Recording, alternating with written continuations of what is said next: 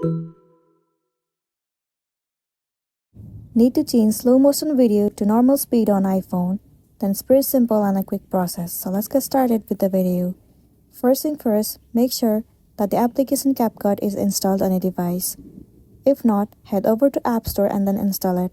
Once it has been installed, simply open the application CapCut.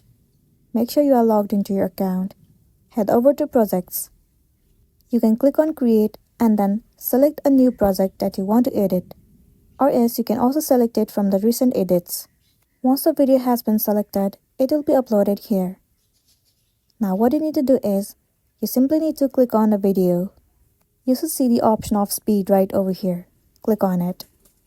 Tap on normal. Now if the video is on slow motion mode, then all you need to do is, you need to increase the scale. Set the scale according to your need where it feels normal. And there you can see that the video is back to normal speed. Likewise, you can adjust this range according to your need and then you will be good to go. So that's the end of the video. If this video helped you, give it a like and check out our next tutorial. Thank you.